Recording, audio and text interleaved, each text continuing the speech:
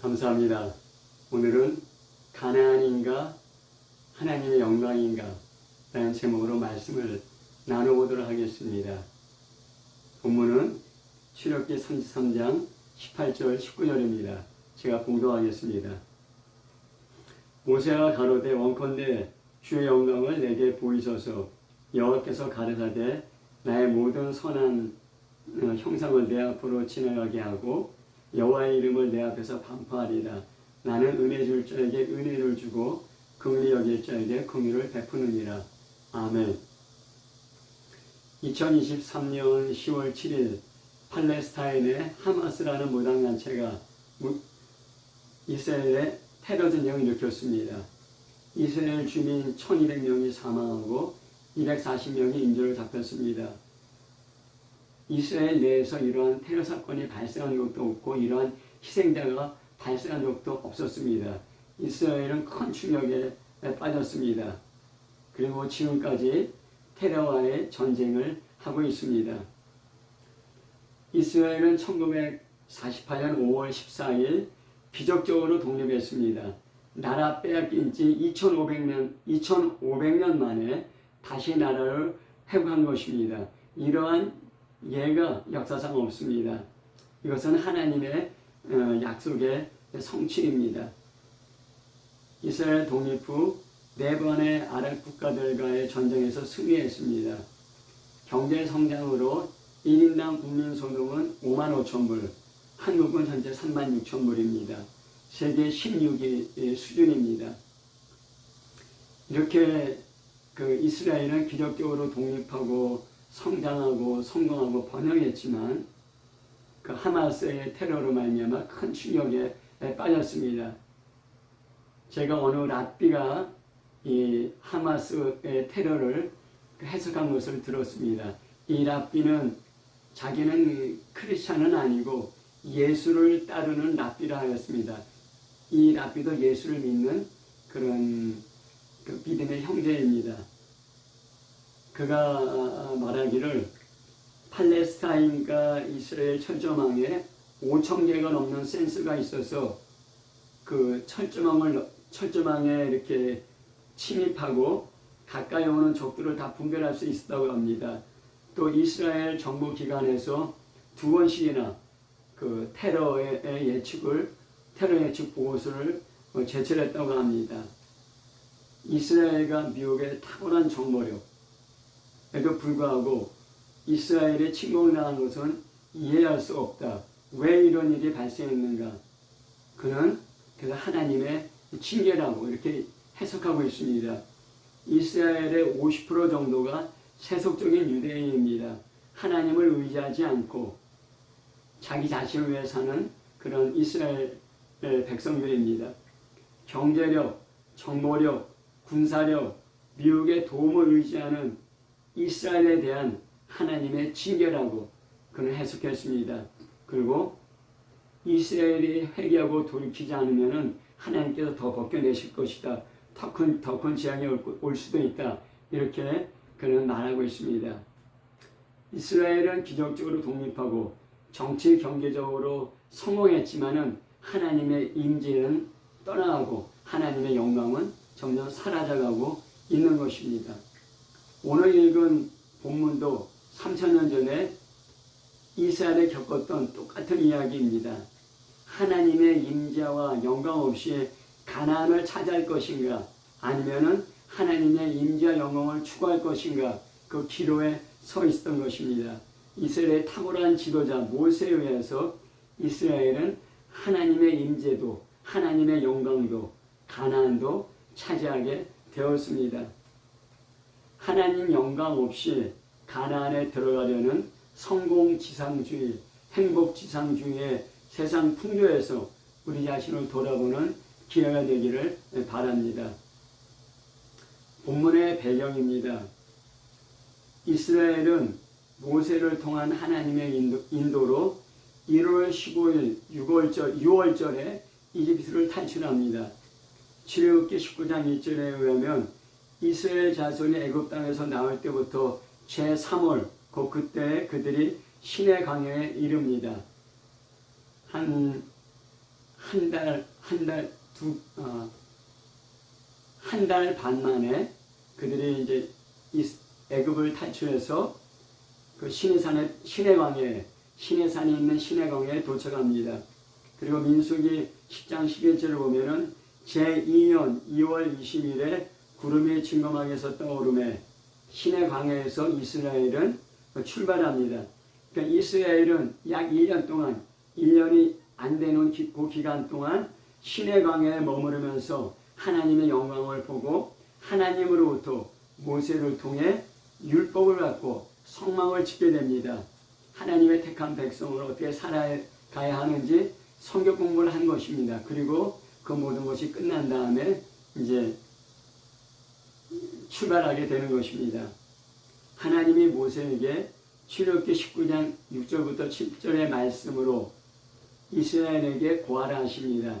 세계가 다 내게 속하였나니 너희가 내 말을 듣고 내 언약을 지키면 너희는 열국 중에서 내 소유가 되겠고 너희는 내게 대하여 제사장 나라가 되며 거룩한 백성이 되리라. 너는 이 말을 이스라엘 자손에게 고할지어다 하였습니다. 이스라엘 백성은 모세가 하나님께로부터 받은 말씀대로 행하겠다고 응답합니다. 3일 후에 하나님께서 영이가 자욱한 시내산에 불 가운데 강림하십니다. 하나님의 영광이 드러냈습니다. 하나님과 이스라엘 백성 간에 언약을 맺습니다. 이것이 구약입니다. 출애굽기 24장 1절부터 2절을 보면 또 모세에게 이르시되 너는 아론과 나답과 아비후와 이스라엘 장로 70인과 함께 여호와께로 올라와 멀리서 경배하고 너 모세만 여호와께 가까이 나아오고 그들은 가까이 나오지 말며 백성은 너와 함께 올라오지 말지어다 이렇게 하였습니다. 하나님은 이스라엘을 세 개의 그룹으로 구분하였습니다. 이스라엘 백성이 있고 아론과 나답과 아비후와 70인의 그 장로가 있고 모세가 있습니다. 그래서 이스라엘 백성은 그 이스라엘 진에 가만히 있고 아론과 나답과 아비후와 70인 장로와 모세는 산기슭에 올라와서 멀리서 하나님께 예배드립니다. 그리고 그 중에서 모세만 또 시내산에 단독으로 올라오게 됩니다. 출애굽기 24장 15절부터 18절에 보면 모세가 하나님 말씀대로 산에 오르매 구름이 산을 가리며 여호와의 영광이 시내산 위에 머무르고 구름이 6일 동안 산을 가리더니 제7일에 여호와께서 구름 가운데 모세를 부르시니라. 산 위에 여호와의 영광이 이스라엘 자손의 눈에 맹렬한 불같이 보였고 모세는 구름 속으로 들어가서 산 위에 올랐으며 40일 40야를 산에 있으니라 하였습니다. 모세가 시내산에 올라가서 일주일 동안 모세가 시내산에 올라가서 하나님의 영광의 시내산을 가득 채웠습니다. 멀리서 이스라엘 백성 하나님의 영광을 보았습니다. 7일째 하나님께서 모세에게 임하여서 40일 동안 모세와 함께 대화하면서 율법을 주는 그러한 그 말씀입니다. 모세는 시내산 위에서 하나님의 영광 가운데 40일 동안 머물면서 율법과 성막의 설교들을 받고 있었습니다. 이스라엘 백성들은 산 아래서 시내산 위에 맹렬한 불같은 하나님의 영광을 보았습니다. 그런데 산 아래서는 무슨 일이 벌어지고 있었습니까? 모세가 산에서 내려오는 것이 지연되자 이스라엘 백성은 황금 송아지 우상을 만들었습니다. 이 송아지 우상이 이스라엘을 애굽에서 인도한 신이라 하며 먹고 마시고 뛰어났습니다. 하나님은 목이 곱고 부패한 이스라엘 백성을 진멸하고 모세를 통해서 큰 나라가 되게 하리라 말씀하였습니다. 하지만 모세는 하나님께 간절히 중보기도 하였습니다. 하나님은 모세의 간절한 중보기도로 뜻을 돌이켜 이스라엘에게 화를 내리지 않았습니다. 모세는 하나님께서 만들어주신 십계명이 새겨진 돌판을 들고 산에서 내려왔습니다. 송아지 우상과 이스라엘 백성들이 춤추는 것을 보고 노하여서 10계명 세워진 돌판을 던져 깨뜨렸습니다.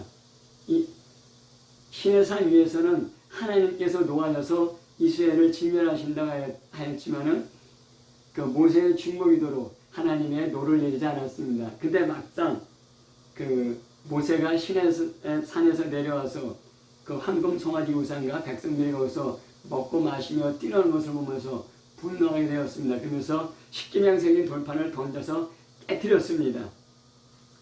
하나님과의 언약이 이제 깨어진 것입니다. 송아지 우상을 가루로 만들어 물에 타 이스라엘 백성이 마시게 했습니다. 그리고 모세가 여호와의 편에 있는 자는 다 내게로 나아오라 하니 네 자손이 다 모여 모세에게 나왔습니다. 출애굽기 32장 26절 말씀입니다. 네 자손은 모세의 명령으로 우상 숭배에 참여한 이스라엘 자손 중 3,000명을 죽게 했습니다. 그리고 모세는 다시 여호와 하나님께 신의 산으로 올라갔습니다. 이 백성이 큰 죄를 범하였는데 죄를 사하여 주십시오. 그렇지 않으면 주의 기록한 책에서 내 이름을 지워달라고 간구합니다. 하나님께서는 모세의 간절한 기도로 재앙을 내리지 않았을 뿐만 아니라 그들의 죄도 용서해 주십니다. 그리고 하나님은 사자를 보내서 약속대로 이스라엘을 가나안으로 인도하시겠다고 말씀하십니다. 애굽을 탈출한 이스라엘의 최종 목적지는 적과 꿀이 흐르는 가나안이었습니다. 하나님께서 사자를 보내 이스라엘을 가나안에 들어가겠다고 하시면은 성공한 것입니다. 이스라엘은 적과 꿀이 흐르는 가나안에서 행복하게 살 수 있습니다. 그런데 문제가 발생합니다. 출애굽기 33장 2절부터 3절에 보면은 내가 사자를 내 앞서 보내어 가나안 사람과 아모리 사람과 헷 사람과 브릿 사람과 히릿 사람과 여부 사람을 쫓아내고 너희로 적과 꿀이 흐르는 땅에 이르게 하려니와 나는 너희와 함께 올라가지 아니하리니 너희는 목에 고든 백성인즉 내가 중후에 너희를 진멸할까 염려함이라 하였습니다. 하나님께서 이스라엘에게 약속대로 가나안을 얻게 하신다는 것입니다. 그러나 이스라엘과 함께 하시지는 않겠다고 말씀하십니다. 하나님의 임재가 하나님이 함께 하심이 이스라엘을 떠난다는 것입니다. 하나님의 영광이 이스라엘을 떠나는 것입니다. 하나님 없는 가나안의 도착, 하나님의 영광 없는 가나안의 성취는 이스라엘에게 아무 의미가 없는 것은 의미가 없다는 것을 모세가 알고 있었습니다. 그래서 모세는 하나님 앞에 간절히 기도합니다. 모세의 그 세 가지 기도가 나옵니다. 출애굽기 33장 12절부터 13절에 모세가 여호와께 고하되 보시옵소서 주께서 나더러 이 백성을 인도하여 올라가라 하시면서 나와 함께 보낼 자를 내게 지시하지 아니하시니이다. 주께서 전에 말씀하시기를 나는 이름으로도 너를 알고 너도 내 앞에서 은총을 입었다 하셨은즉 내가 참으로 주의 목전에 은총을 입었사며 원컨대 주의 길을 내게 보이사 내게 주를 알리시고 나로 주의 목전에 은총을 입게 하시며 이 족속을 주의 백성으로 여기소서. 나에게 은총을 내려서 하나님을 더 알게 하시고 이 백성을 주의 백성으로 여겨달라는 것입니다. 출애굽기 33장 11절에 보면은 하나님이 친구와 얘기함 같이 모세와 대면하여 말씀하셨다고 합니다. 그만큼 모세는 하나님과 친밀한 관계였습니다. 그런데 모세는 하나님께 주의 길을 내게 보이시고 하나님을 더 알게 해달라고 그렇게 얘기하고 있습니다. 하나님을 아는 것은 끝이 없습니다. 그리고 그 은총을 베푸셔서 이스라엘을 하나님의 백성으로 삼아달라는 것입니다. 이스라엘이 존재할 수 있었던 것은 하나님의 백성이었고 하나님이 이스라엘을 지켜주셨기 때문에 이스라엘이 출애굽도 가능하였고 가나안에 들어가는 것도 가능하였지만은 하나님이 이스라엘을 자기의 백성으로 여기지 않으신다면 이스라엘의 존립은 끝나게 되는 것입니다. 그래서 모세는 이스라엘 백성을 하나님의 백성으로 여겨주십시오 이렇게 간절히 기도했던 것입니다. 하나님께서는 출애굽기 33장 14절에 여호와께서 가라사대 내가 친히 가리라 내가 너로 평쾌하리라 말씀해 주십니다. 하나님은 모세의 마음을 알았습니다. 그래서 이스라엘만 가나안에 들어가게 하고 나는 너희 함께 가지 않았다 말씀하셨지만은 그 말씀을 취소하시고 마음을 바꾸셔서 내가 너희와 함께 가겠다고 그렇게 말씀하십니다. 이스라엘이 내 백성이 되고 내가 내 백성 이스라엘과 함께 있겠다고 하나님께 다시 확인해 주신 것입니다. 그래서 내가 너에게 모세에게 안식을 평안을 주겠다고 말씀하신 것입니다. 하나님이 이스라엘과 함께 하시는 것, 하나님을 더 깊이 알아가고 하나님과 함께 하는 것이 참된 안식이고 평안입니다. 비록 가난을 얻었더라도 하나님이 함께 하시지 않는다면 참된 안식, 참된 평안을 얻을 수 없게 되는 것입니다. 모세가 다시 두 번째로 기도합니다. 출애굽기 33장 15절부터 16절에 모세가 여호와께 고하되 주께서 친히 가지 아니하시려거든 우리를 이곳에 올려 보내지 마옵소서. 나와 주의 백성이 주의 목전에서 은총 입은 줄을 무엇으로 알리까? 주께서 우리와 함께 행하심으로 나와 주의 백성을 천하 만민 중에 구별하심이 아니니까. 다시 기도합니다. 모세가 다시 한번 하나님께 확인을 요청하고 있습니다. 주께서 함께 가지 않는다면 이스라엘을 가나안으로 올려보내지 마십시오. 출애굽의 최종 목적지는 가나안이고 가나안에 들어간 것이 중요하지만 하나님께서 함께 하시지 않는다면 아무것도 아닌 것이 된다는 것입니다. 하나님이 함께 하시는 것이 가장 중요하다는 것입니다. 모세와 이스라엘이 하나님께 은총 입은 증거는 하나님께서 함께 하시는 것입니다. 하나님이 함께 하시지 않는 은총은 없습니다. 하나님께서 이스라엘과 함께 하시는 것이 다른 민족과 구별되는 것이고 하나님의 백성으로서 하나님의 임재가 하나님의 함께 하심이 이스라엘의 존립과 행복의 근거가 된다는 것입니다. 그래서 하나님께서 출애굽기 33장 17절에 여호와께서 모세에게 이르시되 너의 말하는 이 일도 내가 하리니 너는 내 목전에 은총을 입었고 내가 이름으로 또 너를 알미라 했습니다. 이스라엘이 하나님의 백성일 뿐만 아니라 하나님께서 이스라엘과 함께 가시겠다는 응답입니다. 왜냐하면 모세가 하나님 앞에서 은총을 입었고 하나님께서 모세의 이름을 안다는 것입니다. 모세 한 사람의 기도가 이스라엘의 역사를 이스라엘의 운명을 바꾼 것입니다. 또 출애굽기 33장 18절에 모세가 가로되 원컨대 주의 영광을 내게 보이소서 다시 한번 마지막으로 하나님께 기도합니다. 세 번째 기도였습니다. 이스라엘이 하나님의 백성이고 하나님께서 이스라엘과 함께 가시겠다고 하였습니다. 마지막으로 다시 한번 확인하는 것입니다. 하나님의 영광을 보여달라는 것입니다. 하나님의 영광, 하나님의 위대하고 놀랍고 아름다운 빛과 같은 그런 임재를 보여달라는 기도는 모세가 할 수 있는 기도의 한계였습니다. 모세의 끈질긴 기도, 하나님 응답에 대한 최종 확인은 하나님의 영광을 보여달라는 것이었습니다. 이것이 모세의 기도의 종착역이었습니다. 애굽에서의 탈출도 가나안에 들어가는 것도 하나님의 영광 때문에 가능했고 하나님의 영광을 위한 것이었습니다. 하나님의 영광이 없다면 애굽에서의 기적적인 탈출도 가나안에 기적적으로 들어와서 차지하는 것도 아무 의미가 없게 되는 것입니다. 하나님께서 이 모세의 세 번째 기도에도 응답합니다.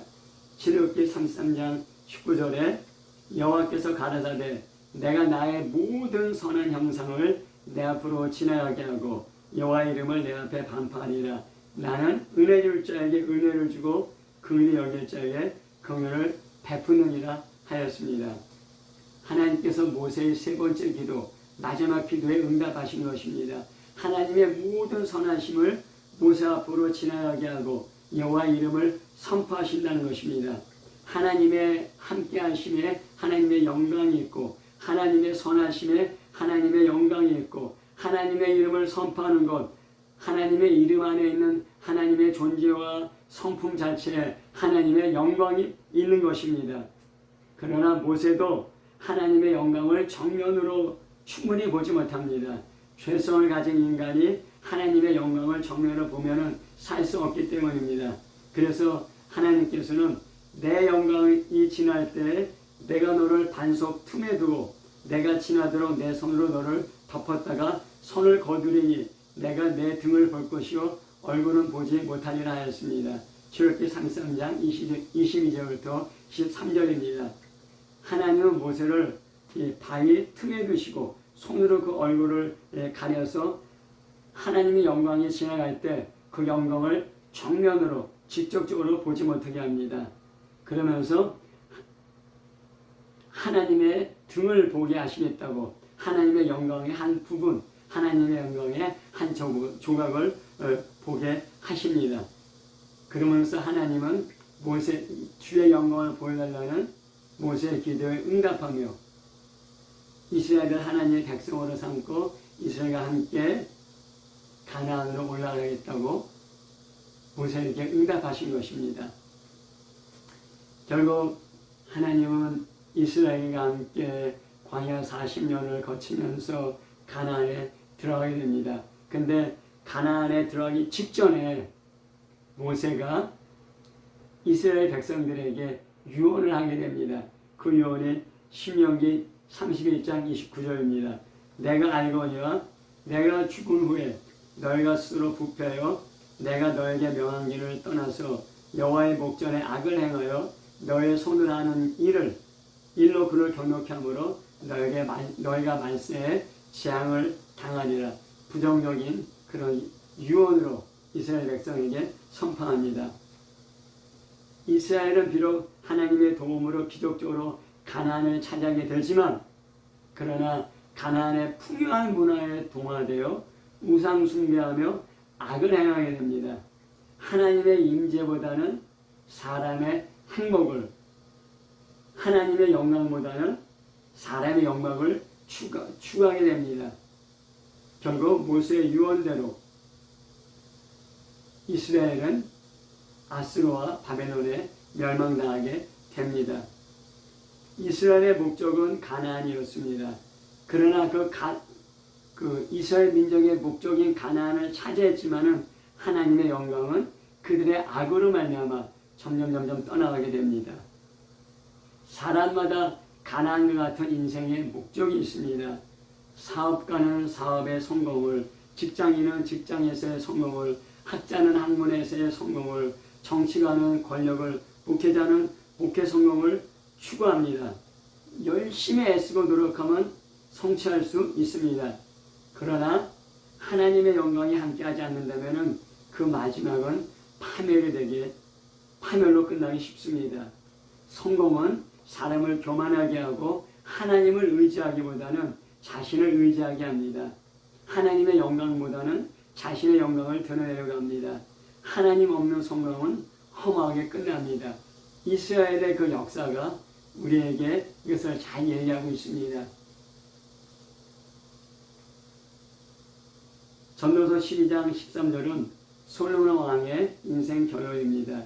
최고의 부, 권력, 지혜, 천명의 여인으로 사람이 가질 수 있는 모든 것을 가졌습니다. 그러나 그 모든 성취가 헛된 것을 인생 말년에 깨달았습니다. 그리고 전도서의 마지막에 일의 교육을 다 들었으니 하나님을 경외하고 그 명령을 지킬지어다. 이것이 사람의 본문이라 하였습니다. 사람이 성취할 수 있는 최고의 성취, 최고의 영광 있지만은 그것이 헛되고 오직 하나님을 경외하고 그 명령을 지키는 것이 인생의 최고의 본문이라고 얘기하는 것이 있는 것입니다. 하나님의 영광이 인생의 최고의 보물이 되는 것입니다. 내 인생의 목적이, 내 인생이 추구하는 가나안이 중요하지만은 그것보다 더 중요한 것은 하나님의 영광입니다. 성공이나 행복을 뛰어넘는 하나님의 영광이 함께 하시는 그리스도의 되시기를 예수 이름으로 축복합니다. 아멘.